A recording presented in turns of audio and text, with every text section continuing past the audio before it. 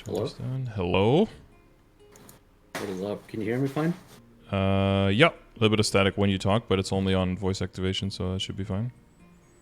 Okay, yeah, because I have what's it called? R6 voice on, so I don't know if it's like sounds any different. Like there's like background noise or anything. Oh, after the first two times you said something, it like, I think it's eliminated now. Okay, cool. Maybe it needs to like readjust every time a little bit. Okay. Possibly. Okay, let us blow through this. Okay.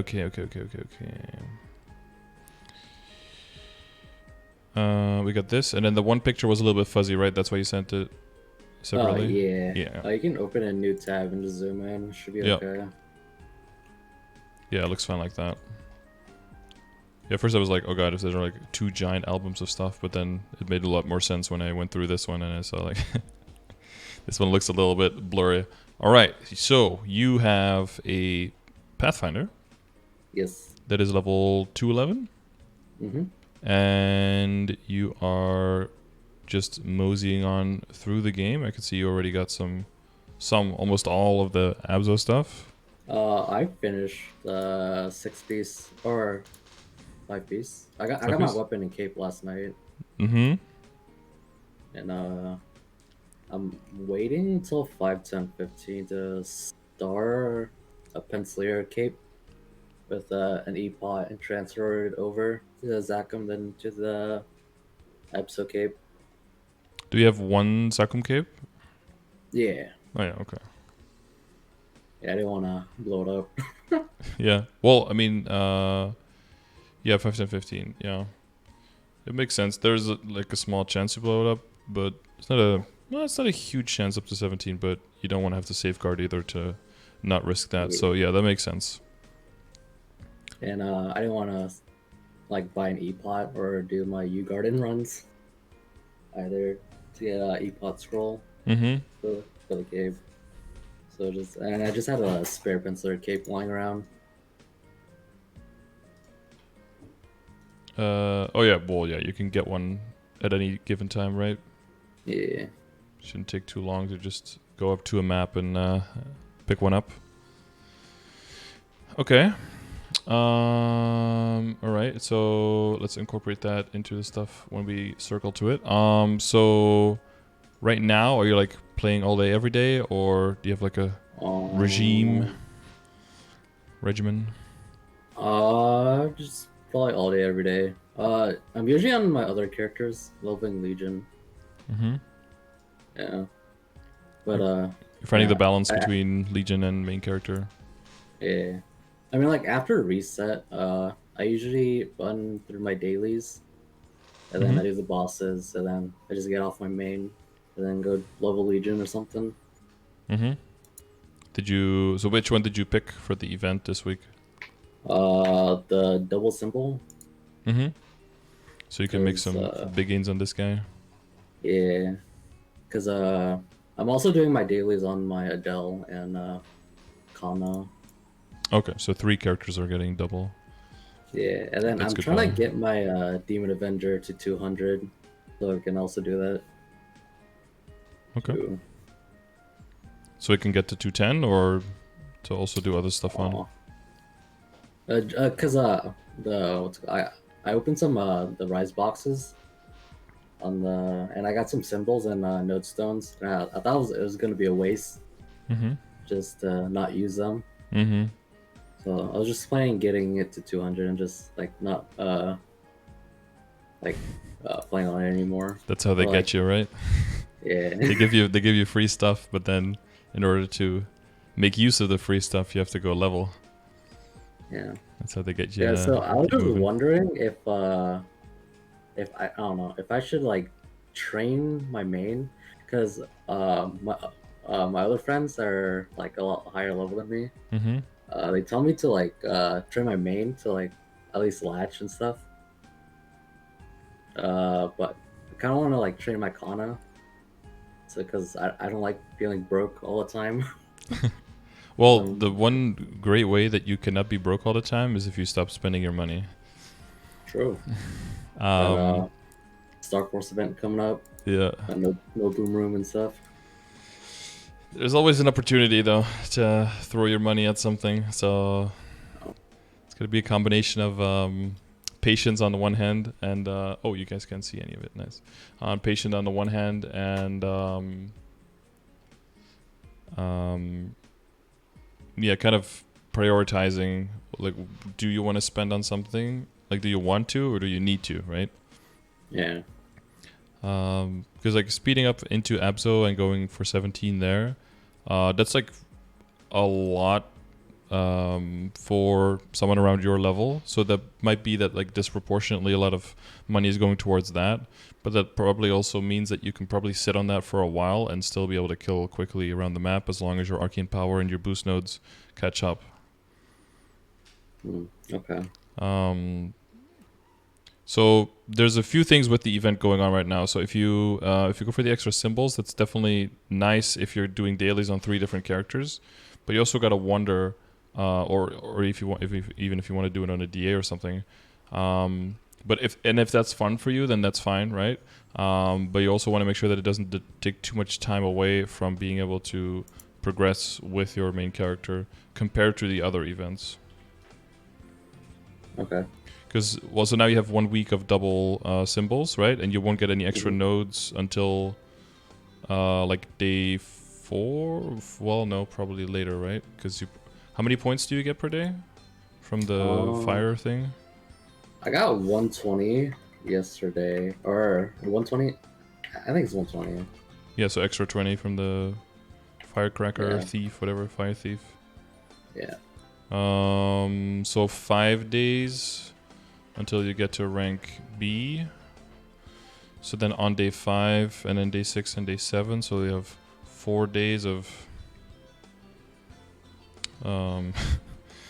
4 days of the double and then 3 days of the double plus the extra symbols, right?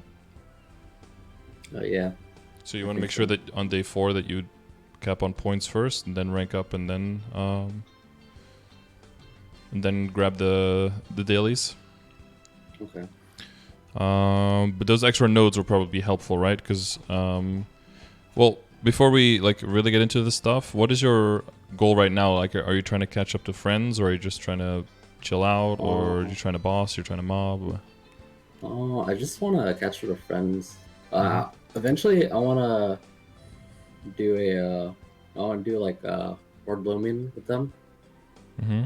But I think like short term for now, I just want to solo CRA at the moment because I might be able to do chicken, but I don't think I have enough IED for CRA yet. Okay, we'll look into that. Yeah, so the extra nodes for your matrix is probably going to be hugely beneficial. I see you have kind of an alternate node setup right now with a bunch of skills in there multiple times to get like max benefit from your... Is it from Burst and Deluge to try to get those as high as possible? Yeah. So I was wondering for the V matrix. So the first 2 boost nodes. Should I keep them? Cause like they're not like perfect or whatever. What is the top skill? Is that Burst? No, is that Deluge? Because I can't really tell from the... I'll log into my Pathfinder. There's like not enough pixels there to work with for me. I can't really tell. Oh. Just 1 minute. Yes, when I scroll, I would like to. Can't be. That's Burst, I think. And this is Deluge, I guess, and then Bird, and then Deluge, Burst, and... it's the one on the right is the top one is Bird, and then Storm Shot is the one on the left on top. What was it? Soul Shot? Storm Shot. Oh, Swarm Shot. Okay. Yeah. And then, the one on the bottom right is Burst, Deluge, and Glyph, right? Yeah. Or yeah. Oh, yeah, and Or I didn't mean the one that's torrent. And, the one that's equipped, yeah. And then way yeah. on the bottom right is, so you got Swarm. Okay, so you got some overlap. Yeah. Do you know about V Matrix, like what you're aiming for eventually, and what you want to have at, like at the final, like at the finish line? Oh no. Okay. Do you know how the Matrix works in general, like how far it can go and what the value is and all that? Not like I don't know a lot, to be honest. Okay. Yeah, you Other could than just say just no. like, Don't feel bad. Like this is yeah. that's what this is for, right? To help you hopefully understand the system by the end, and then you'll have a way better foundation to know, like, because if you're making decisions on like, do I keep this node, do I go to another one? Well, that's all predicated on whether or not you know what you're aiming for in the end, right? Mm-hmm. So every single node can go up to level 25, and then the slot itself can go up to 5. So 30 for one node is like the max, and any single skill that is being boosted in a boost node can be boosted through your matrix up to 60 levels. So that's two full boost nodes that are level 25 in a level 5 slot. So one skill being in two separate ones will give you the max possible boosting on one skill. So in the beginning, you can put certain skills in more than two boost nodes to try to get those early levels. Both the boosts, because the early levels, it's easy to get that experience. So it's easy to get to like level 6 or something. It's easier to get from 0 to 6 than from 6 to 12, right? Right. And because you can put it in different, maybe even more than two different node slots, and that way also benefit from all of the leveled up boost slots. So especially for Pathfinder, a lot of your damage, especially in the beginning, comes from Burst and Deluge. So if you have like 3 or even 4 maybe boost nodes that all have Burst and Deluge somewhere on there, and you boost all of those and you put all of them in boosted slots and you get them all to like level 8 or something, that's like an easy way, because then 8 plus 5, so 13 times 4 will get you already up to 52 or something, right? So that's already very close to like maxing out, which will be 104% final damage on those two skills, which will basically make you do double damage. So that could be beneficial in the beginning, and then later on you want to condense all your skills into all of the skills only being in two separate boost nodes, and then that combination will make it so that you eventually, as a Pathfinder, you want to max all of your skills. But I think what you'll have is like four boost nodes that are dedicated specifically for bossing, and 4 that are dedicated specifically for mobbing. So you like alternate 2 when you boss and 2 when you mob, and then there's going to be 2 static ones that are always with you, right? Like Burst, Deluge, and Glyph. You basically always use them, both for mobbing and for bossing, because it's very useful. Right. And then as you gain more and more levels, more and more slots, all of that, then eventually you can just equip them all. But you don't have to, right? Because the more boost nodes that you equip that aren't maybe necessary, that'll go at the expense of enabling skill nodes. So like right now, the setup that you have, that's like when you're bossing, right? If you're mobbing, you're probably not gonna use that shield, and you're probably not gonna use the bind at all. So that means that if you're mobbing, you could use either 2 more boost nodes, or you could use something like decent Sharp Eyes, decent Holy Symbol, right? To get more drops, more nodes, more experience, and to get the extra critical rate that'll help you get to 100. You have real Sharp Eyes, right? Just as I said that, I remembered. Yeah. So you don't need decent Sharp Eyes. And decent Speed Infusion doesn't seem to help much for your attack progression on your macro of Burst and Deluge. So that's like one that a lot of other people get, is decent Speed Infusion. So you can kind of like skip that one as well. So that means that you can go into more boost nodes very quickly. So the value that we should talk about with the boost nodes is, if you end up leveling up a boost node, which you know how that works, right? You already have level 4s and 5s. Let's say that once you get them all to like, they're like level 8, level 9, you're like past level 40 on the boost nodes, because that's important, right? You get that extra IED from the skills. Yeah.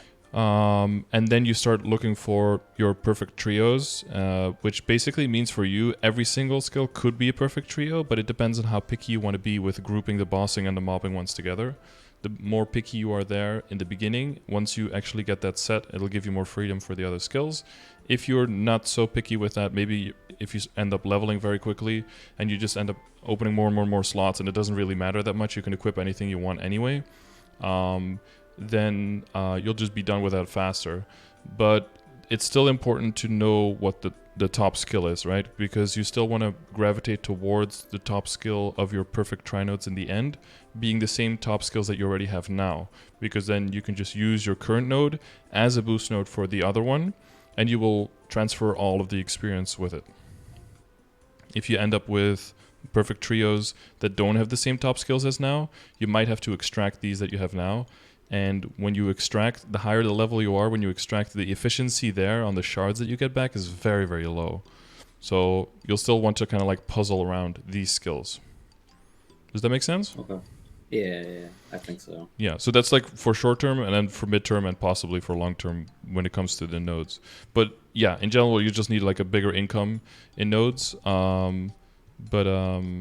Getting a decent holy symbol in there when you're mobbing is definitely very useful, and you can definitely just throw in another boost node because there's nothing that you're really wasting. The one extra thing when it comes to when your boost nodes are decently high level, maybe you're moving into the tri nodes and everything, and you want to start like min-maxing a little bit more when you're bossing. Vicious Shot is very strong and it will help you do a lot of burst damage, and is also very useful to level up, because it increases the percentage of your critical rate that gets transferred into critical damage. Okay. So it ends up giving you a lot of critical damage, and that will also be one of the things why you will scale on Sharp Eyes even over 100%, because it'll just keep paying back with Vicious Shot. Right. Now, how far you go exactly with all of that, that's like a specific Archer thing that probably a calculator will have to tell you. But that does mean that it's not necessarily bad to go over 100% critical rate. Okay. So when it comes to leveling up skill nodes, Vicious Shot will probably be the first one you do, so that you can get benefit from that when bossing, and the tornado and the big blasts. Like when you're mobbing, it'll just kill everything anyway, right? Because it's already really strong, and it doesn't change in uptime or anything like that. But yeah, you're going to be like focusing more around the Vicious Shot once you get bursting. And then the combination of that and the Goddess's Blessing will help you get your burst damage up. And then hopefully you have a party member with a bind so that you don't need Urdanova, and then you can have a little bit more freedom with what you equip. Yeah, true. I see you kept the hyper body. I don't know if you still have it, but you can definitely just disassemble that one. It's never going to be useful for you. So. Okay. The green arrow comes into play at some point, but it's basically once you... it is helpful, and once it's strong enough, it just like flies through the map and kills monsters maybe somewhere where you're not, so it can help your kill speed. So you could experiment with that a little bit. Like if you were mobbing and you put Holy Symbol and the green arrow in, for example, instead of the shield and the bind, and just see how that goes. Because I don't know. I haven't used like the shield yet for like any bosses. Like, I don't know if it's good or not. One gives... I don't know the exact stats, but I think one reduces the incoming damage by a bit, and one gives you, I think, critical damage? Yeah, I'm not 100% on what the shield does exactly, on how great it is. But there's probably some Pathfinder specific thing. Are you part of the... are you in the Maple Central Discord? Yeah. Do you have the Pathfinder role in there? No. Good. That might be a smart thing to do, so that you can ask some more like specific Pathfinder stuff, like what maps to train in, like what the skill, like which skills are very useful, what do you want to prioritize in equipping in your matrix and stuff, because they can give you more nuanced answers based on their personal experience leveling, and they can be like, well, this one is very useful, but really only in these 3 scenarios. So if you're not doing that, then you can just skip out of it. Something like that. That'll be more in-depth information than I can give. I know like in general what the skills do and in general how the systems work, but yeah, certain maps maybe it's I think a lot of maps as a Pathfinder you're just like jumping left, jumping right, jumping left, jumping right, and just using your macro. So it's like very straightforward. So anything you can do that just boosts your main attacking skills will be like more important than doing like fancy schmancy stuff, because you're looking for smaller maps where you can just full clear the whole time anyway, and that's going to be better like straightforward for dependable rates. Okay. So the other thing that links into the event is the Legion. There's definitely still like a lot of room for getting stronger with the Legion, but it kind of depends on how much you like doing that, I guess. Some people really hate leveling low-level characters over and over. For like right now, Legion is not that bad. I just made an arc, leveling up whenever I have like time, or like whenever I'm bored or something. I think it's crit damage on his Legion or Link skill. Arc? Arc has percentage damage on the Link skill and strength on the Legion buff. Oh, yeah. I don't know if you've seen my command for this, but like if you check !_ links, that has all of the Link skills and all of the Legion buffs of all the classes in the game. So you can use this as kind of an indicator to see which character you could be making that will give you a nice little buff, not just to your main character, but also to your Legion. That then, if you buff all the characters for your Legion, you can get them stronger faster, and then they can buff your main character faster. So it's like why this general order here on the left side kind of came to be, because of how important these skills are on the top, basically. Okay. So if you're ever wondering, like, okay, what is going to be useful for my account, you can typically just check this, and then you go down the list until you find one that you haven't made yet, and then it's going to be useful. I think you might be confusing with Shade. Shade gives you critical damage as a Legion, and there were the other knuckle users. Okay. Yeah, cause I don't know, cause I made Arc because he looked cool. Yeah, that's true. I think so too. Yeah. And I don't know. I watch your stream sometimes, and he looked fun to play, so I just made him. Yeah, personally, I didn't like him in the beginning. I thought it was a little bit too much, because all of the skills have cooldown, and you have to manage all of those things. But after a while, you kind of get into a flow, and you just know the rhythm of the skills and when you can use them, when you can't. Like, it just makes sense after a while. You don't really have to look at the cooldowns anymore to figure out how it works. And then, because of how strong the character is and just how good the kit is, just very solid. It has a lot of boss damage, ID and stuff.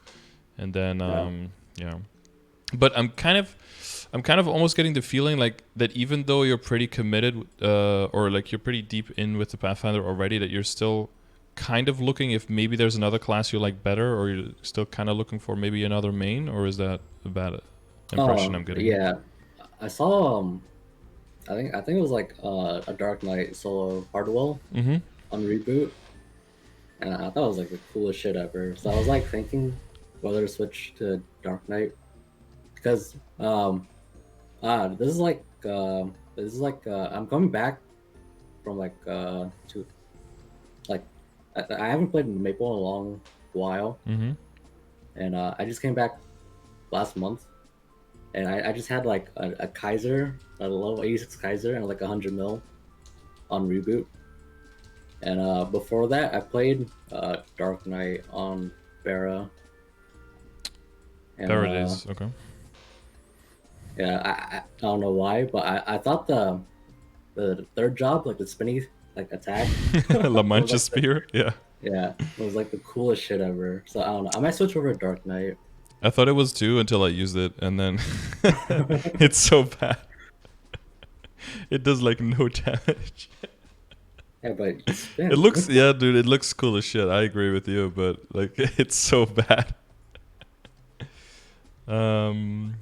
Oh, was it Ornstein who did it? Yeah, Ornstein's pretty mad. So I definitely don't want to like stump on your dreams or anything, but just because one person in one class can do it doesn't mean that it's reasonably achievable, right? Right. Ornstein is like crazy strong, very well coordinated, like has a lot of experience with the character, right? Right. there are things that I see other people do with classes that I even play, and I'm never going to be able to do that. Like this is not for me. And I just you can tell me if I'm wrong, but I'm kind of getting the impression that you might be going a little too hard in one direction when you may not even know for sure yet if that's where you want to go. So like the downside is if you like really commit to the Pathfinder and you like really invest into it, I would hate to see you get to like 220 and be like full legendary 17-star Abzo and then be like, I really don't like the character anymore. And then all that money that's already invested is like in there, and you'll be forced to go back to the character because that's your strongest and that's the one you can play, right? But you won't be enjoying it, and then you kind of, because there is some pressure there that you're trying to catch up to your friends, right? That could be positive pressure, that could be motivation to like get in there and make your gains, but it can also be negative pressure in that you're like maybe the decisions that you're making on where you go, what you spend, that you're kind of letting that be dictated by I'm trying to get there faster rather than I'm trying to make like a good like informed decision because this is what I have to deal with for a long period of time. So I want to make sure that it's the right decision for you and not just maybe to catch up to friends, right? It can be kind of tricky to have that be your main influence in your decisions. Right. Because it'll definitely be no problem. Like you'll get to soloing CRA and being able to run Lotus and Damien with them, definitely like within a month or something like that. That's no issue. The problem is though like beyond there, because then I personally don't mind if I have a character that can just only do up to a certain thing, and then I just leave the character there and then I focus on another one. Like I'm totally fine with that. But some people feel that very negative with that because then the characters, all of the investments so far is kind of like stuck in that character. I don't know where you stand on that, if you're okay with that. Oh, I mean, it depends if I really like the class. Mm-hmm. I would usually progress a lot farther if I like the class. Like I wouldn't be leveling my Demon Avenger if I didn't like playing on it. Mm-hmm. But yeah, because it gives you internal motivation, right? You're like, it just you want to play it. Yeah. But yeah. Like when I was playing my Kaiser, I did not have fun leveling 140. Okay. It was like a struggle. Yeah, well, like, that's good to know. I mean, as long as I'm having fun on the character, yeah, exactly. Get far with it. Do you think there's still characters that you haven't played much that could be really fun for you still? Because you have 9 characters now, right? There's still 37 more. Right. I was planning on burning an Evan with the burn coupon from the Fairy Bros. Yep. Sounds like a good plan. Yeah. Do you even get a Burnator coupon from them? Yeah, it should be if you get to rank B with the event. It should give you a Burnator, yeah. So the reason I was saying all of that is that one way that you can figure out if there are other characters maybe that you like more. A good way to do that is by working on your Legion and by just picking up a bunch of different characters. The thing is though, a lot of characters they can have a certain feel and a certain playstyle, but 5th job can really make or break a character. Like you enjoy the Demon Avenger right now, and that's great, and I enjoyed the Demon Avenger for a long time too. But then 5th job happens, and then you've got a tough decision to make. Like, do you tough that one out, or do you cut your losses? Because Demon Avenger's 5th job, for example, is not great. Okay. We have like 1 or 2 like okay skills. Like we have 1 good skill, I would say, and then 1 that's okay, and then all the other ones are not that great. Yeah, I was already like very much into my DA, so I kept going, but then past 250 I really couldn't see myself like going anywhere with that. But I'm happy. I like the character, but I also like the fact that I left it there and that I didn't like try to go even further and like brute force my way through the game, because I enjoyed it up till then, but I knew I wasn't going to enjoy it past then because of how training is, and training is kind of clunky, and the maps change a lot so that they don't really fit. Yeah. Frenzy's kind of Mustama just does nothing. It's not a great thing to look forward to, like past that point. But even if you get to 200, and even if you get it to 210, you'll have one of the best in the game link skills and Legion buffs that comes from the character. So it'll still pay you Right. dividends in overall account value. But so I'm trying to kind of like feel out where you're at with the current event. If the going for the symbols is like the best pick for you, or if maybe going for Umbra would be better, or maybe going for the Surge would be better. Because I guess that's what your friends were talking about. Like if you want to really burst through with your Pathfinder and really go further and get into Lacaline, into Arcana, then going for the Surge event would be really good because you can just hardcore focus on your one character and get like a lot of extra experience buff. Mhm. The Umbra would be better if you're planning on building out your Legion, so I think that has a lot of value for you because there's still a lot of room there to grow, because you can Right. experience more characters that maybe you actually find one that you completely fall in love with. And there's also the value that if your whole Legion is stronger and you have all the links and the buffs that go together with that, whichever character you do end up with will get a huge buff. But any character you play will. So if you do end up, as people say, maining Legion, where you just play like 6 or 7 characters, which it almost kind of looks like you just like to change it up every now and then, right? If your Legion and your links, if that foundation is very solid, then no matter what character you play, it'll be a lot stronger. So it's basically like you're upgrading your equips for all of your characters at once by playing Legion. Does that make sense? Right. You're like funding all of them by doing this. So yeah, it's kind of up to you, of course, to be like, well, in which extent is what I'm saying? Do you like recognize some of that, or do you think I'm wrong in some of these things? Because those are all like input into what event could be good for you to pick. I think Right. the one for extra symbols and nodes, once the nodes come in, I think that's very useful. But the nodes only come in when you're like at least rank B, but specifically when you're rank A and S, then you start getting a lot of nodes from that. And that's also when you can unlock more areas. So like my general advice, now it's a little too late because you already picked the leveling, would be like to go for Legion just week 1 and just hardcore grind out Legion and just build that up. And then for rank 2, just go for Surge to level up your main and like go so the first one would be like horizontal, right? Wider foundation. Number 2 would be like vertical level, penetrate into the higher level areas. And then for 3 and 4, if you don't feel like training anymore because you're like burned out in the first 2 weeks, then you can go to the unending night or whatever. Yeah. And then because then you'll have access to more areas, and then you'll have access to a higher rank that can give you more nodes, and then you can use that to focus on rounding out your boost nodes, getting way more symbols because of the extra areas, etc., and maybe even doing that on multiple characters because you're not training as much. Or you're like, okay, I want to level my Legion more or something. But that's like in general the order, which I think for your account would be the best. You can still return to that, but then you'll just have like next week being Umbra, week 3 being Surge, and then week 4 being and then Ignite again, something like that. But it'll depend on if you think I'm right with my assumptions, or if you think some of these aren't as good. Because I think you're pretty correct. Like, yeah. okay, I mean it's good to hear, but I mean that also means that my advice will like directly apply to your situation, right? Yeah.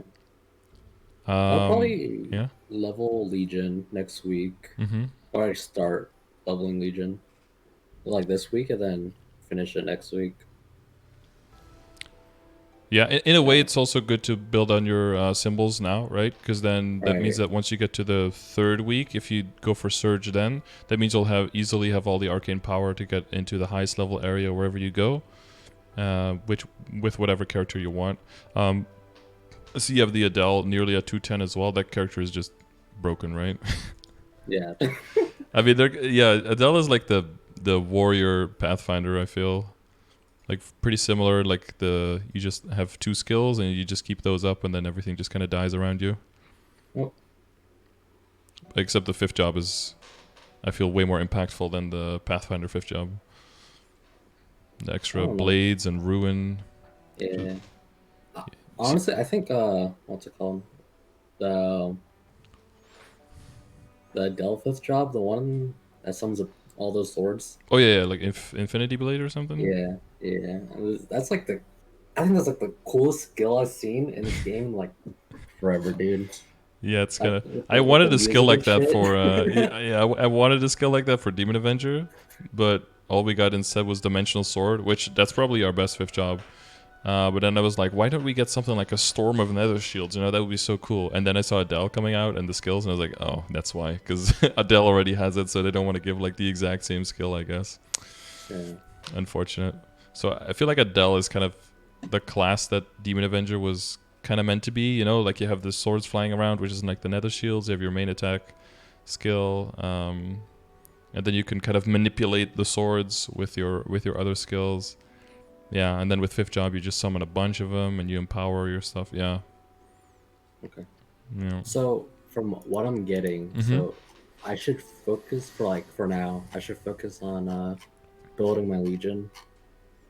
Yeah, I think that'll help you have a solid foundation so that any kind of character you do decide to pick after that will just have more of a jump, like a running start. Right. Okay. And once you, I don't know to which extent you know about Legion, because like once you reach 2K, then you increase your grid space, right? Yeah. And then 3, 4, 5, 6, 6K will give you the full grid. Of course, that's a lot of work from now. But once you start getting to 3K or 4K, then putting into critical damage, ignore defense, boss damage, critical rate, like those stats will start really coming into play.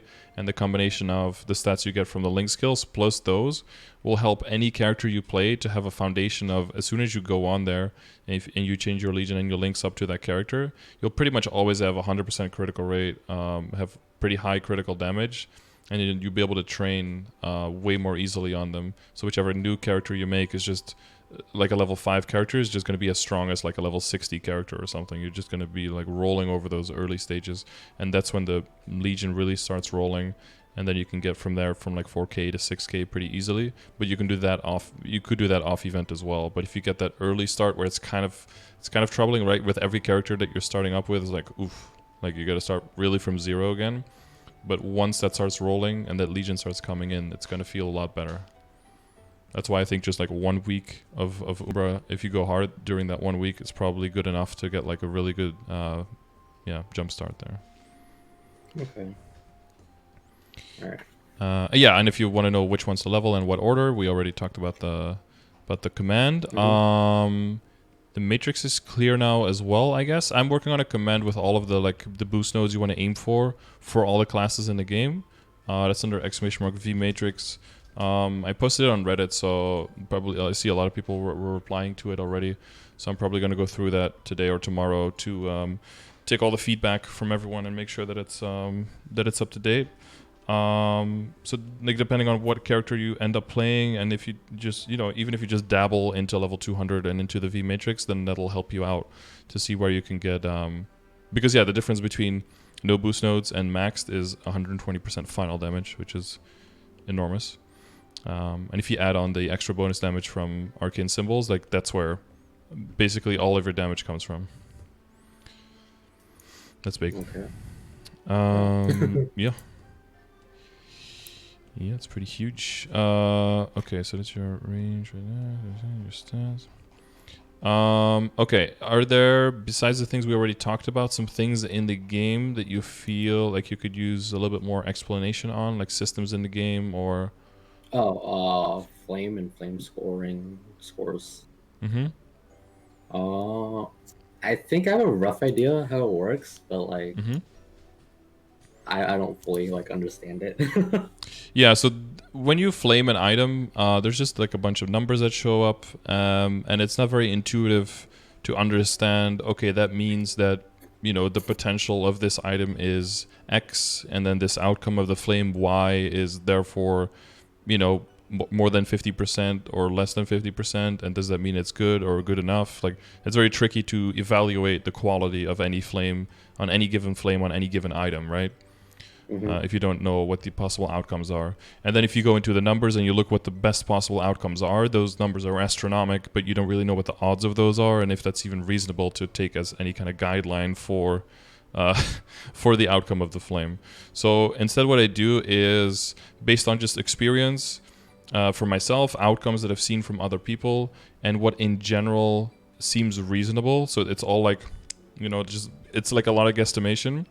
But so far it seems to have held up. Is based on how good the item can be roughly. It's not like an exact science, but I think it's about what you aim for is like a percentage of the best possible outcome, and like the further you go in the stages, the higher that percentage of the possible outcome you aim for, because you're just trying to min max more and more. But you never really go past like, I don't know, like 65 to 70% of the best possible outcome, just because it's statistically like virtually impossible. The odds are, extremely low. So when you look at an item, main thing you gotta know is, in order to know, is the flame good enough and can it be better, and if so, how hard would that be, is what is the expected value of the flame. So that's what I call the flame score. Like, what kind of score are we aiming for? What is reasonable given your stage of the game that you're in? And what would you eventually be aiming for with the flame, so that you know, is this already future-proof? Is this only acceptable for now? Or is this bad? So that's kind of what, hopefully, what you want to know once you look at a flame on an item, that you will know that. So the first distinction you have to make is between items with flame advantage and without flame advantage. Have you heard of that before? Yeah. Most of the boss equips and Absolab and arcane stuff are flame advantage, I think. Yep. And everything else is like garbage flames, like Gramercy stuff. Yeah, commercial stuff, gauntlet stuff. Yeah. So the easiest way to see is if there's a flame on the item, if there's less than 4 lines, which that's a little bit. So a line could also be dex and strength, right? That could also be 1 line. Yeah. But if there's less than 4 lines, then you can immediately tell that it doesn't have flame advantage, because any flame advantage item will always have 4 lines of stat. So if we go through the picture here with the with all of the gear on it real quick. So rings can be flamed, right? So that's an easy skip. Right. You look at the cup, you see the 5% all stat on a level 140 item. And you see the other numbers, and the other numbers are pretty big. Well, not, in this case they're not, right? Because it's like, it's probably 1616 and 1616, I think. Right. So the int 1, 2, 3, 4. Yeah, so the int line, or it could be 32 intellect and 16 strength, 16 luck. That's also possible. But we don't care about that. We don't have to know about that, because we just calculate what the flame score is and go from there. That way it takes away all the confusion and all the puzzling of like, how good is this and how good could it be. We just skip that whole part, because that can get very complicated and it's kind of wasted time. You see the Mechanator Pendant has 4 lines and the numbers are pretty big, so that's a flame advantage item. It's easy to see. Condensed Power Crystal, those numbers could be a little bit misleading. They're not terribly high, but there's also a flame advantage item. But that's because the item is level 110, and once you start getting near level 100 or below, even the flame advantage flames don't get super good, except if you hit that all stat, like in the Aquatic Leather Eye accessories case, right? It's pretty low level equip, Right. but you can still hit that all stat 6%, and that just saves the whole item, basically. You see the Hortail necklace, you see the numbers are very low and only has 3 lines, so this one isn't flame advantage, which is really weird, Right. which is why we changed calling things boss flames and call it flame advantage instead, because this item is literally dropping from a boss and it's part of the boss accessory set, but it's not get quote-unquote boss flames, so that was just a bad name and it was confusing to people. Yeah, Cloverbelt also flame advantage, CRAs. Basically all of the late game and end game equips that we use, like most of them, we just always gravitate towards the ones with flame advantage, because if you add all of it up, you've got like a flame score of 40 to 50 on all the items together. You get like 400 or 500 stat just extra, right? So it all adds up. So the earrings, you can tell by the numbers. The Tyrant is also flame advantage. The Abzo is flame advantage. And of course the shoulder cannot be flamed, so that one's offside. So once you know if something is flame advantage or not, you can start thinking about what kind of kind of value are you looking for? So for that, I have this stage, which is basically everything I'm going through in my brain, kind of when I'm talking to you and talking to anyone else during these sessions, is like, where are you at in the game?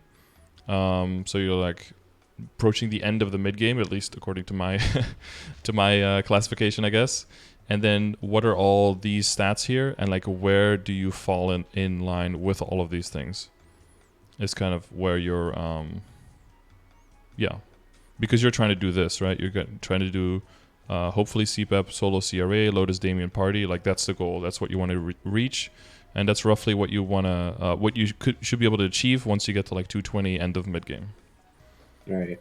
So in order to have that, you probably want this amount of arcane power, roughly this level of your boost nodes, skill nodes, and then the flame scores that come into play here. So the non-advantage items are roughly about 20, 25. I think 20 might be a little bit high, but it kind of depends. Like if you luck into it, like with your Horntail Pendant, even the 3% all set already, like that's already pretty good. That's already enough.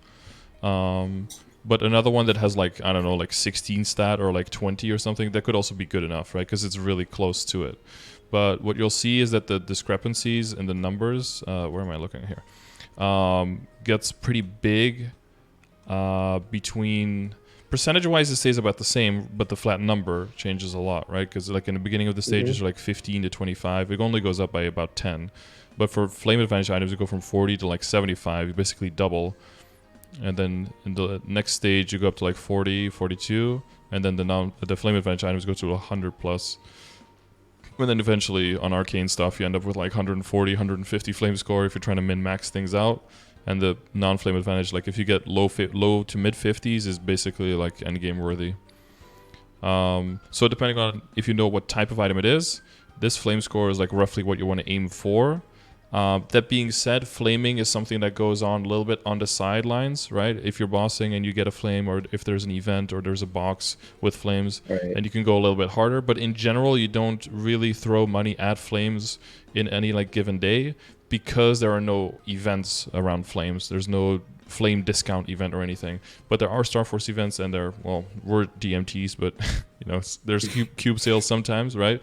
So that gives you the golden opportunities to capitalize on that. But you can't really have those moments to capitalize on flames. So flaming is something you do on the side, but it's good to know like what is your next item that's on the chopping block. To like, is this the item I'm going to flame, or I'm going to wait a little bit? And whether to know which one you're going to be flaming is just basically based on which one has the most room to grow towards these numbers in the stages that you're looking for, basically.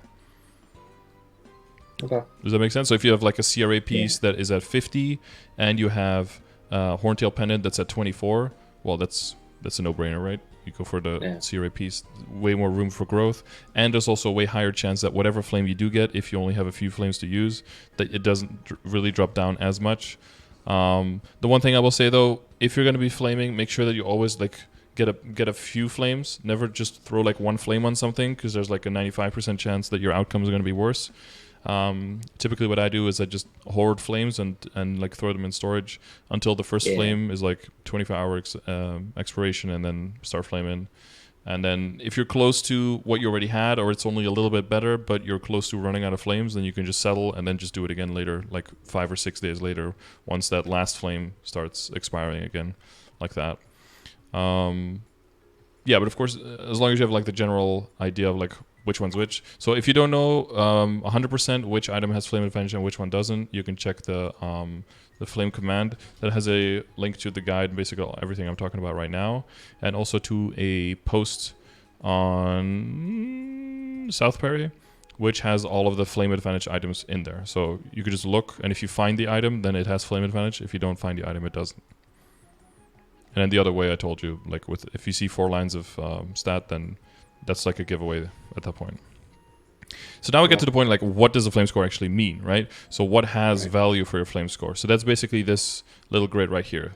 So your flame score tries to say this is how much equivalent main stat the bonus flame stats give you. So for example, if you would have 100, so for you, your main stat is Dex. If something has a flame score of 80, that means if it had 80 dex, that's how good it would be. Or it can have a bunch of other stats that if they add up to 80 flame score, that would just be equivalent of 80. So you're trying to like it's not reduce it. I used a good word here.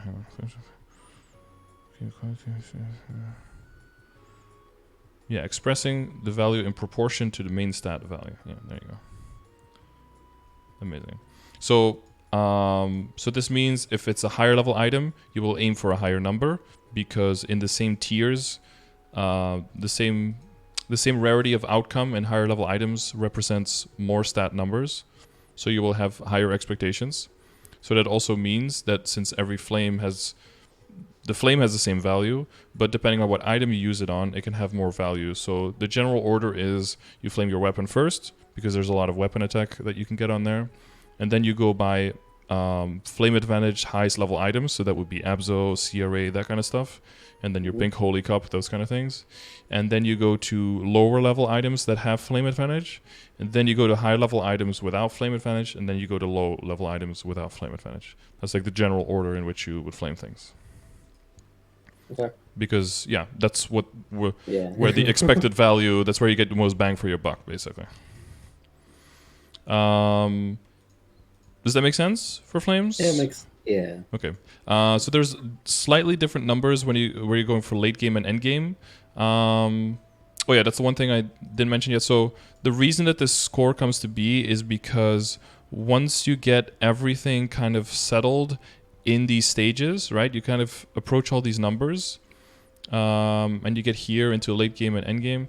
But basically, once you get into the late game and you get settled here, then the flame scores will start making sense because of how much total stat, how much total percentage stat, how much attack, blah, blah, blah, that you will roughly have. And that balance between all the stats will make that flame score be a predictive value of how good that flame will be once you get there. It is possible that until you get there that you get like contradicting flame results where you're like, hey, this is like 5% all stat, but it's way better than like 60 stat, but it's supposed to be like 8 flame score, so how does that work? And it's mostly because your balance of your stats and everything is still fluctuating very heavily. And therefore, basically the flame score is trying to make sure that you're future-proof, so you don't waste a lot of money on constantly redoing your items now, but instead you're future-proofing yourself. So that way you save yourself money in the long term. Okay. Because if you throw it into a calculator, it'll say like, oh, this is better for you. But then maybe 20 levels from now, it would be worse for you, right? So we're trying to avoid constantly having to redo everything every 10 levels, basically. And then the weapon flame is mentioned separately here because it's a little bit different, because weapons get different types of stat. And therefore you can't really express it into flame score because they get like percentage damage and percentage boss damage, and it's really difficult to say like, oh, that's how much flame score that is, because that truly depends on the balance of how much damage and boss damage your class has, which is very, very different between classes, so that's hard to say. So for the weapon, you basically just look for the tier of weapon attack or magic attack of your weapon, and then you either try to add something extra, so like boss damage, all stat, or main stat, or you just go for a very high tier in base attack, basically. Okay. And if you check the flame command, there's also a calculator here that Sethi Boy made from the community. So in the beginning, if you're like unfamiliar, you can just put all the stats in, and then you can save the item here so you can compare the scores. And then for your weapon, so we can take your weapon, for example, even though you're not using the Fafnir anymore, right? So that's why it's... I haven't transferred it yet. I don't know if I should start it by itself or just transfer Hammer my Fafnir onto it. It's 16 now. It's probably it's probably fine to transfer Hammer and then get it to 17 during 5, 10, 15, right? Right. Yeah. So this one has 160 base attack and is level 150, and it's Fafnir, so it's flame advantage. So if you put that in here, 120, 159, flame advantage, and 150 base attack. Wait, was it 150? Did I already fuck up? Oh, 160. There we go. I was gonna say those numbers don't make any sense. And you have 20 attack, right? See that? Mm-hmm. So that's a tier 3. So that's the lowest possible tier in the powerful flame, and even lower than the lowest possible in eternal flame. So because powerful is these tiers, and Eternal is these tiers. Okay. So as far as Fafnir goes, that would have been the first thing to upgrade. But if you're close to Abzo or you already have the Abzo, then of course you don't waste that money, because flames don't carry over when you transfer hammer. So if you wanted to flame something, you could already flame your Absolab weapon, because the flame wouldn't get replaced when you transfer. So you can already like prep it in case everything gets done, and that's probably where you can get the best gains now on flaming, right? Remember, weapon first. If it's flame advantage, then high tier, etc., etc. Okay. So for your weapon, are you on your character? Do you know your base attack on your Abzo weapon? Base attack for my Absa weapon. 192. Oh, I was gonna say like 200 or something. Yeah. So at a 192, so you'll be aiming for, right? You look at the progression chart. So you're like aiming for here. So you'd aim for tier 5 plus or tier 6, which means 59 attack plus some other useful stats, or 77 weapon attack, and that would be good enough to keep on your weapon flame. So the value for the value for one weapon attack is roughly like 4 stat worth.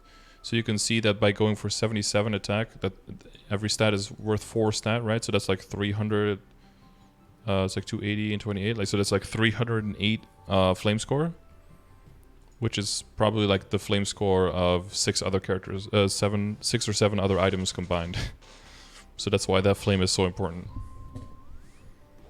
especially the higher the level item is, because it's the tiers are a percentage of your base attack. So the higher you go, once you get into arcane stuff, then I don't know, it's like 230 attack or something. Like, your flames get kind of crazy.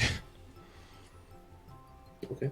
So as long as that general order makes sense and everything around flaming, but yeah, flaming your Abzo is probably going to be the best, flame-wise at least. That's going to be the best for a long time, and then just all your other Abzo stuff is going to come after that. But as long as you keep in mind these numbers, and if you're having trouble coming to these numbers, then you can use the calculator, and then you should be fine.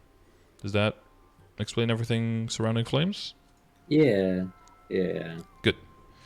I also have another question. So Sure. for the face accessory, Yeah. when do you replace the condensed power crystal with what's it called? Sweetwater tattoo. Sure. So the eye in the face, typically, what I usually do is once I go past 15 and you're trying to go 15 to 17, that's usually when I switch over, because before that you have the flame advantage and you have the set bonus. And then once you get 15 to 17, you start getting a lot of extra stat and weapon attack from the Star Force. And that's when the combination of that extra stat and the fact that you can, when you tier it up, you get the extra 1% per line. That's when that really starts overpowering the set bonus.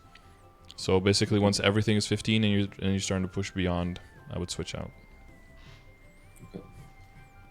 And then they would be like 4th in the list, right? Because they would be high level items, but without flame advantage. Where you just want to be lucky. Like, not the 4th item, I mean, but like 4th type of item in the list. Oh, that's some nice top potential. The dex defense. God, I hate defense, man. Alright, I think that's all I have. Like, all the questions I have. Yeah, when it comes to like the systems, like transfer hammer, IED, does that make sense for you? Like functional IED, visual IED? Not really, but I think visual doesn't really matter. I mean, Yeah. not that it matters, but like No, I think you're onto it. Yeah, it doesn't. It's not. Yeah. It doesn't matter as an indicator. Like, it means something, Yeah. but it doesn't mean what you need. It's not the number that you're looking for. Yeah. So you have to calculate with the. Have you used the ID calculator before? Not yet. Okay, but basically, if you know all of your sources of ID, you put those in, and then with the ID calculator. So now we're at functional ID here, right? In the progression.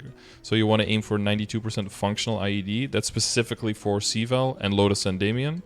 And then Helix later, but that's a little bit further away. If you're just doing 3-door, you can be 90 or even below 90, you'd be fine.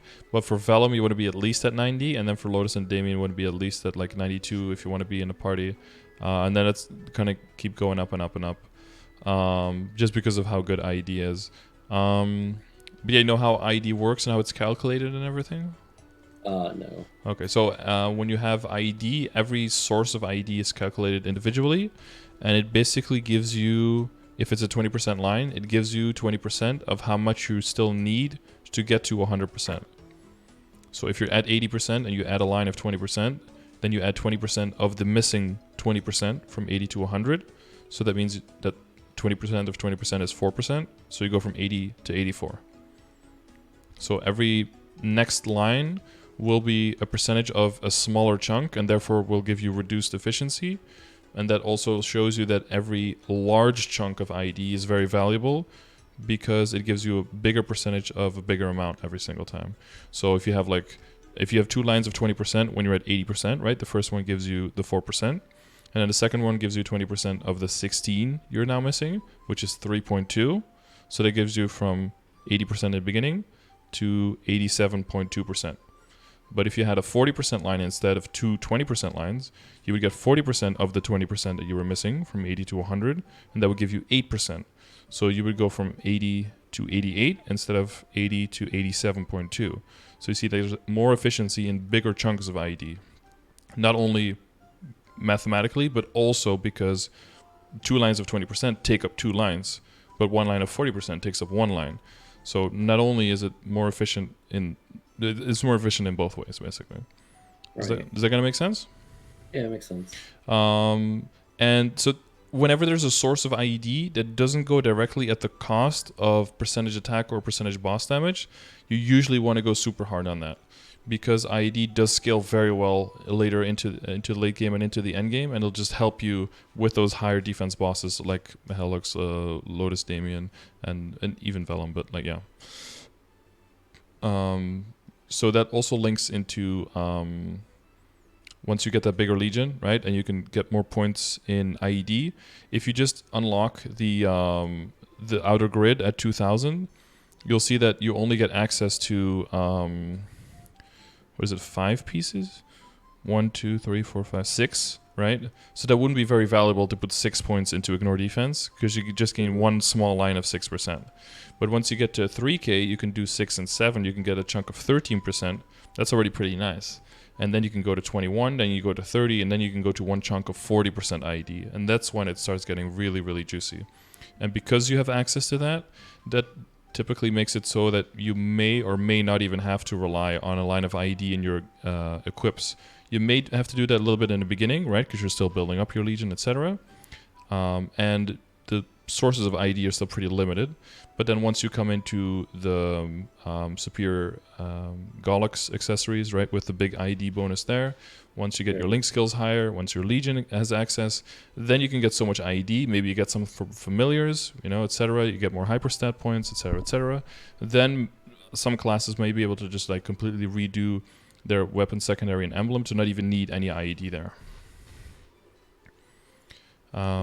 Yeah, so that's how that kind of works, and that's why you use the IED calculator. You could just check !IED. It has a very simple calculator where you just add all the sources in, and that'll roll out the number that'll be either the same or higher than what your stat window shows, and then that's the number that you want to aim for here in the grid, basically.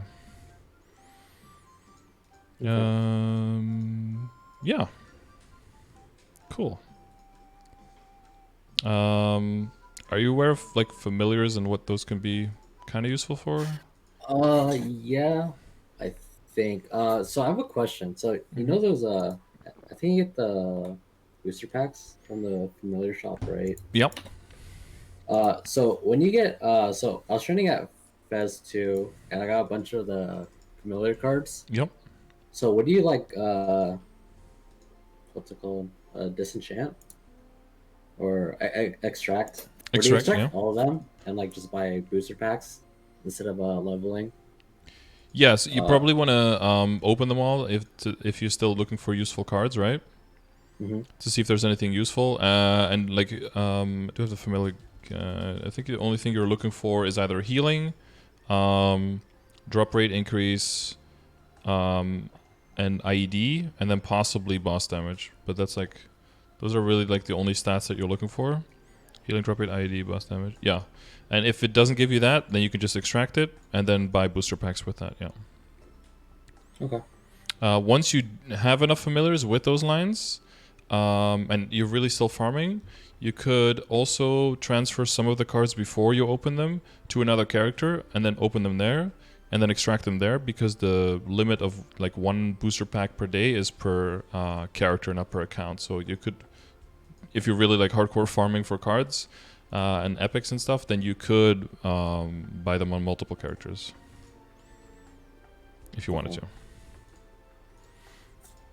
Yeah, but that's basically the only thing that familiars are useful for. It's probably early on it's going to be like low healing or 15% IED lines. That would be pretty useful, especially since you did mention that your IED was rather low, right?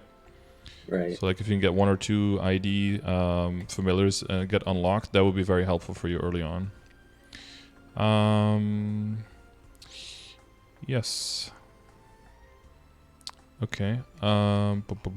Is there anything else right now that you had a question about? No, not really. Okay. Then wait, so for yeah. the rings, right? Yes. Rings, yeah. They get replaced by superior Golux, right? Well, at least one of them does. Oh, Because you can only get one, right? right. What's the other? I think the other 3 gets replaced also, right? So the Con Treasure probably stays, and then you'll probably introduce a Spear Golux, a Reinforced Golux, and then either Solid Golux or kind of you already have that one. Sorry, either a Solid Golux or a Meister. Okay. That's what you eventually will be aiming for, and it kind of depends on how quickly the coins go. Right now there's a no boom room. I don't know if you have any primal essences. Maybe making a Meister ring and star forcing that could be maybe good, because you wouldn't have to safeguard it. So 1 primal could basically be a guaranteed 17 star, pretty like a lot cheaper. I have 2 primal essence in my storage. But you would have to level up to Meister Right. crafting, of course. That might be a little bit too steep and maybe a little bit too much investment to do that right now. Because remember what I said about before, right? Like if you do end up kind of maybe not wanting to play the guy forever, but you spend all of the resources getting to Meister, you spend the only 2 primals you have on, or one of the only primals you have on a Meister ring, and then you find another character you really like and that you want to go hard with, then you'll kind of be like reset in more the long-term progression there. So that might be a little bit too much to think about at this point. Right.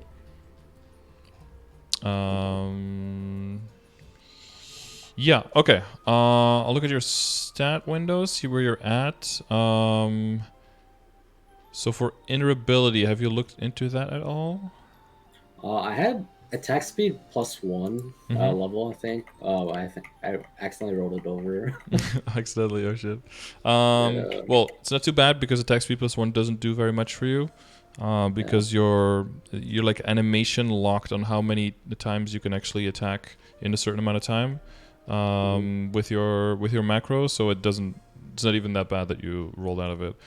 Typically what I would advise people, if you don't need attack speed, is to roll into either Meso Obtain or Drop Rate and keep that as a temporary top line, and just use that to just make more money and more nodes when you're training and leveling, and use that time to just build up honor experience until you know for sure that you want to commit to your character and you want to really start to spend money and get something useful out of your invulnerability, basically.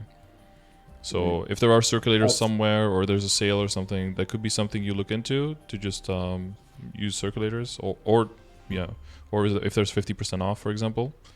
Right. That you just lock the rank and try to roll for something nice on the top line. But keep your honor experience, keep as much of your honor experience as possible, because if you do want to commit to min-maxing your honor experience, that's that can be very expensive. Okay. So just look out for circulator sales and stuff.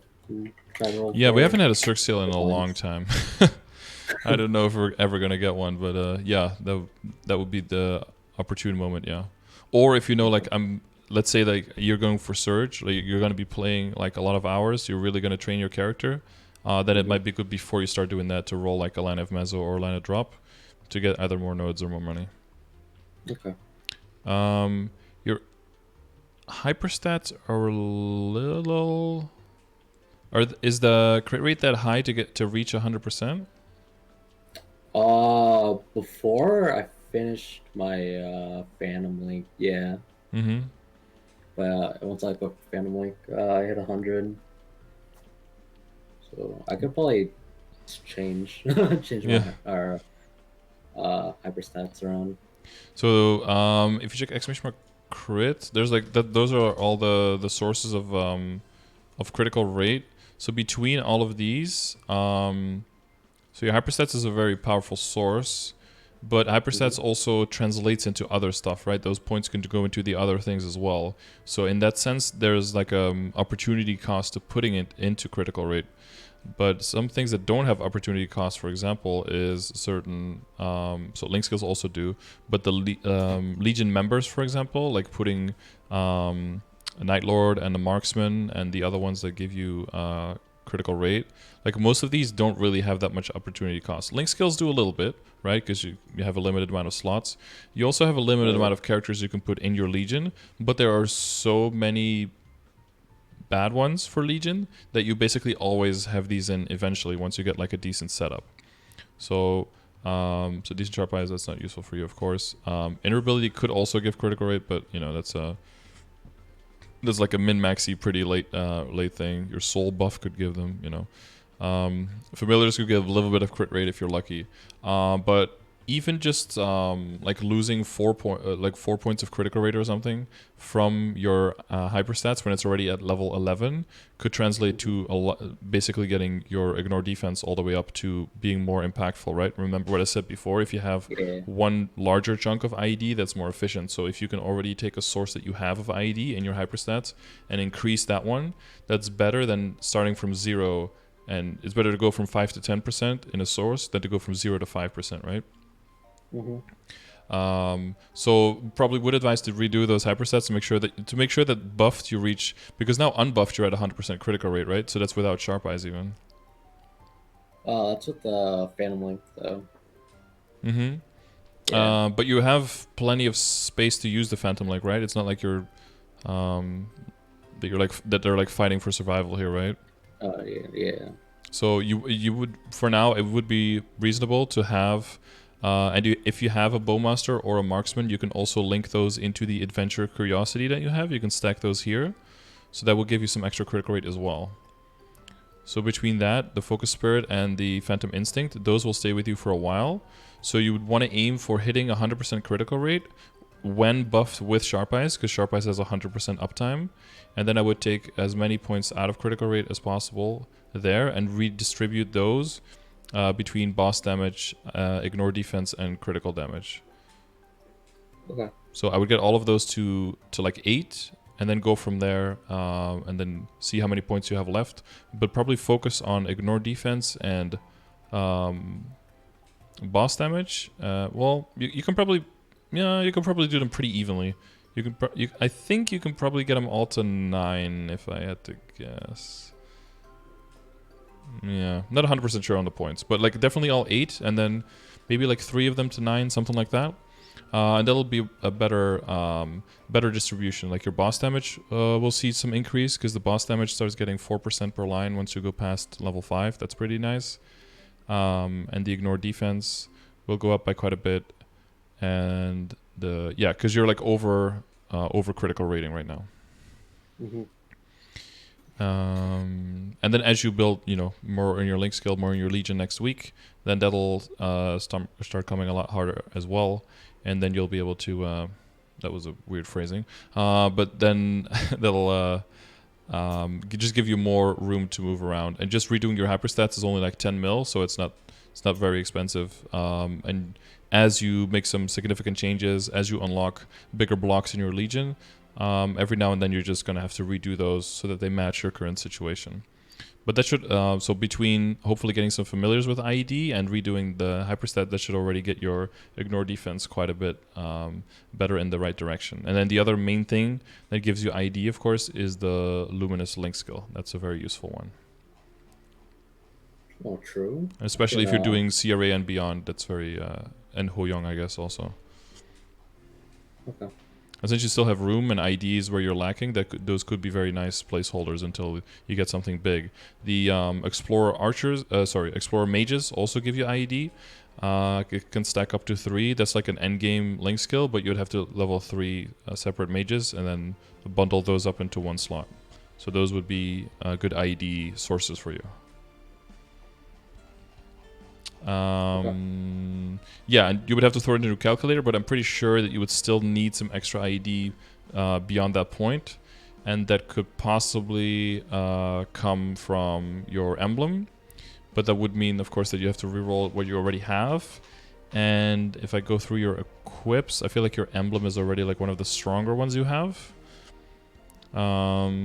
Something you could also reroll is your secondary, because it can also get a line of IED. And then if it does, you could hold on to that temporarily until your Legion comes online and your link skills get better and all of that stuff. And then you probably for endgame want to move into the Princess No secondary, right? Right. Or you keep what you have now and on the regular one, and you just invest into the Princess No, and you can see if you can roll something there that has maybe like a Sometimes people roll into something that has like a combination of IED and a boss damage, oh, now I'm not gonna. I'm in Ardent Mill, so now I don't get my invite. Amazing.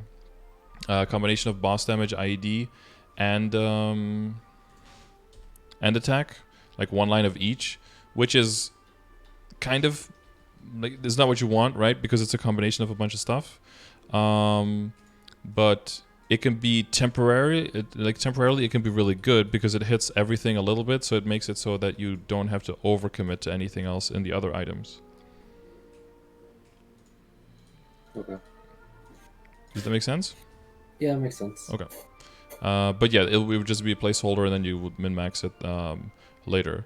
But as ID goes, you definitely do need another source beyond the things that we already mentioned. So getting like one line of ID, one line of attack on the Princess No relic would be nice at this point. And then once you have that, then you can start hardcore investing. Well, first you want to invest into the 17 starring of your Abzo and everything, right? Because that's opportunity now because of the event. After that, the secondary, and then after that, it would probably be slowly tiering up your Abzo. But don't do that just because you can, but do it if you know for real that you actually really like the Pathfinder, or you're like enjoying the gameplay. You're doing more of the complicated bosses and you still enjoy playing the class, and you want to commit to it harder. It's I think a really good thing to just sit on your money sometimes, even for like 3 weeks, maybe even a month, just to make sure that you really want to go to the next level and you want to take the next step. And then you can, because that takes some time to make that decision. And sometimes if you just spend it immediately, there's different type of decisions that open up if you sit on your money longer. Right. Yeah. Oh, here you had 86 without... that was without the links. I see. So you're at 86 without the links. Oh, and as soon as I get into Flag Race on my Mycona, the game closes. Oh, amazing, dude. I love this game. So great. So you're at 86. So down to like... Well, so even if you go down to like 60... So I think if you reset everything at a critical rate, you still hit 100. With the links? With the current links, yeah. Okay. Yeah, so you just click reset, and it'll just all go down to 0, and then you just press sharp eyes, and you see if you hit 100 with your links, which you should, I think. And then that means you can just start throwing points into the other stuff, yeah. But I think the current events, so I mean, you already said you play all day, every day, right? Yeah. But with the current events, I think you can make huge gains on building out your Legion, giving yourself solid foundation so that all of the classes can be more fun, and that you can give yourself a little bit more breathing room to figure out which one you really want to go with. In the meantime, you can definitely commit with the Surge in week 3 to go a little bit higher, to push for Lacheline, maybe even for Arcana. Just access to the area, and then you can circle back to getting extra nodes, extra symbols once you have the higher level event buff. And I guess we only have to go like equip-wise. You're already pretty well on your way, right? You know when to switch into the accessories. You're already full, quote-unquote, full Abzo. You're not committing to the heart, which I think is good. Just wait until the winter, because there'll be a better heart that's way more valuable to invest into. So you can just keep your heart the way that it is right now. Yeah, the only other thing is your accessories. So your accessories have the ability to give you Meso-Obtain and drop rate if you get them to legendary, which I think is very valuable. But that's because I usually approach in a way that I try to have my characters basically be self-funding, because I don't go by like one separate farming character. I don't know if you can do that as well, if you want to play a lot of different characters, or if it makes more sense to just have like one central funding character that helps all the other ones out. But it kind of depends on if you enjoy playing the Kana or not for longer periods of time. Yeah, I'm in the process of like leveling up my Kana to make it into a farming Kana. Yeah, you're enjoying the class so far, like in the play style and stuff. It's pretty nice, yeah. It's pretty strong, yeah. Once you get the pop domain and you get that big blue circle, just like destroying the map, it's pretty hard to hate. I think it's just it helps that it's kind of brain dead if you're gonna do it for super long. Yeah, and I don't have to buy totems on her. To level her up. Yep, yeah, helps you commit your totems to the other characters. Yeah, for sure. Yeah, if you so like if you're doing Surge and let's say that you just don't feel like training your Pathfinder a day, or you're just like done for the day on that one, you could also try to access maybe one extra area, maybe two on the Kana, so that you can in the last week also get a big boost there from the nodes. That'll help you a lot as well. Just sorry, from the symbols I meant, because the symbols are super important, right? And it takes a while to get online, so if you can double up in the beginning, that will definitely help you out. Okay. Alright. I think that's all I needed for today. Yeah, if you, I mean, I'm just scrolling through things, seeing if there's anything that we haven't really talked about, but I think we have. Yeah, I didn't go into like how you place the pieces in your legion. I would basically just like keep piling on the way that you are until you reach like, if you reach 2k, then you can, I guess you can put some in critical damage, some in boss damage. That would be like how you can get the most value out of that at that point. And then when you get to 3k, then you'll have to completely redo it basically, because once you go from 2.5 to 3, you'll be able to add 5 extra characters instead of 1 extra character. So that'll give you a huge boost and will give you an extra hex as well, so then you'll have to completely redo it. But if you have to do a complete migration on your Legion pieces, you can check !Legion. There's a guy who made a Legion solver, Senegent, and you can just put in like which pieces you have, and you can like indicate like where you want to like which things you want to fill, like this. Like let's say I want to fill this, right? Something like that. And critical damage. Oh, like that. Then I mean I don't have any pieces selected, but then you click start and it'll just like put all the pieces in there, and then it's like done. So it's a really easy tool to move your pieces around. Okay. If there's anything you come up with later, but yeah, remember, so the weapon is secondary and emblem, like those are the important ones, right? Those are your bread and meat and potatoes. That's where everything comes from. And then after that, it's just mainly your Abzo, because that's the highest level stuff, and it's because it's the highest level and because it's like 160 plus the extra percentage. Flame wise, there's going to be a lot of stats coming from that as well. But yeah, don't overcommit, right? So you keep your options open for possible other characters. Just commit enough so that you feel comfortable and that you're killing fast enough. And just, when you're about to throw some money at something, just try to take a step back and think like, do I just want to do this, or is this necessary to go to the next level? Okay. All right. Well, then I thank you very much for your attention. You're a good listener. I assume that you took some mental and/or physical notes during this. Yeah. So you were very quiet sometimes, but I feel like you were just trying to memorize all of it or write it down in some way. Yeah, whatever helps you pick it up. I'll upload it to YouTube as well, so that if you ever want to look at it back or make sure you didn't miss anything, you can always double check there. And yeah, if there's anything else, you can always hit me up on Discord, and I'll make sure to point you in the right direction. And just in general, if you haven't seen all of the commands in the channel yet, just checking out one or two of those will probably give you a lot more background information and help you figure out if there was something that I maybe went over a little bit too quickly. You'll be able to, read up on that in at your own speed. Okay. All right. Then I wish you the best of luck, and hopefully you will be outpacing your friends in no time, and they'll have to get a gear progression account to to catch up to you next time. All right. Thanks, man. Yeah, no problem. And yeah, good luck, dude. All right, later. Later.